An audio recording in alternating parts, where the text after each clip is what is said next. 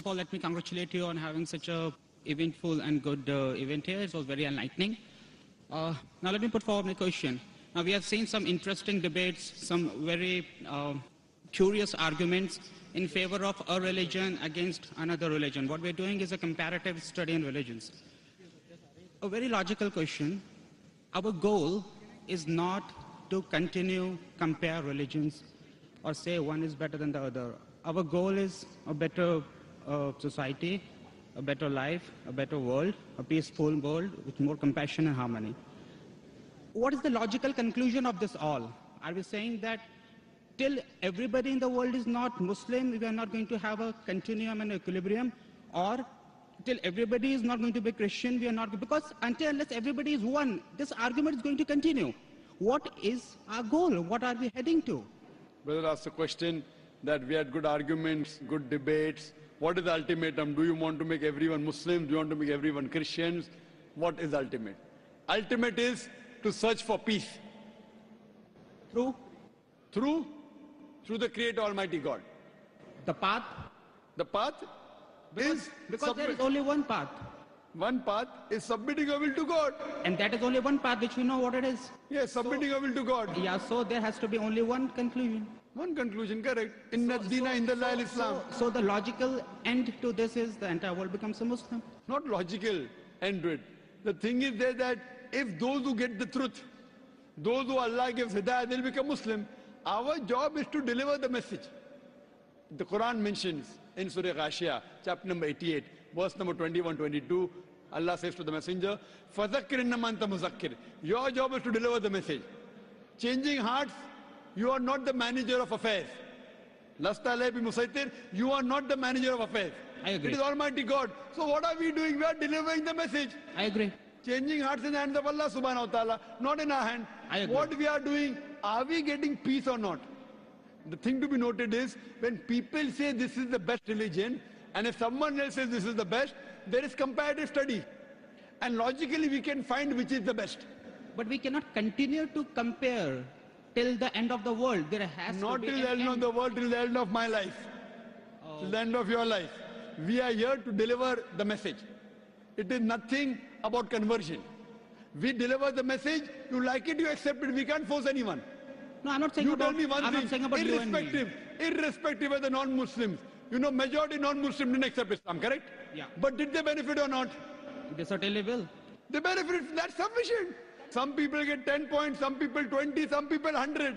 Maybe 7-8 people got 100 points benefit. Other people got 10 points. I am satisfied even if you get 1 point benefit. Whether did you benefit or not from this lecture? I did. I certainly finished. You benefited, I am happy. Oh, I'm not asking you to accept Islam. No. If you benefited, I'm happy. You benefit, I benefit. I benefited. Finished. I thank you a lot. I mean, that was, and especially this open forum question answer session was very enlightening. It basically. And very few people allow such open question answer. Exactly. Have you seen any Christian? Brother, you're a Christian, correct? I'm not a Christian. So what are you? I'm a Brahmin. Brahmin. Have you seen any Hindu in India having such live open sessions? No. I mean, I watched your debate with Ravi Shankar and I saw how it happened. I know. And what happened to him? And what happened to him. And I also know Pope Benedict refused to talk with you on that Quran issue. Now, thank you. Now, what I mean to say is that we are not saying that people should convert to our religion or your. We're not saying that. We are open people. We are people on a much higher intellectual level. What I'm saying is that how is the world going to be for generations to come? What should we pray? It's not what should we do. See, what we do is in our... What we should pray? We should pray to Almighty God. What we should do? We should follow His commandments. We should try to find out the truth. And whichever level, you may find 10%, somebody 20%, we have to give the message. So our duty is to continue giving the message without thinking what the result is going to be. Not without thinking. We are giving the message.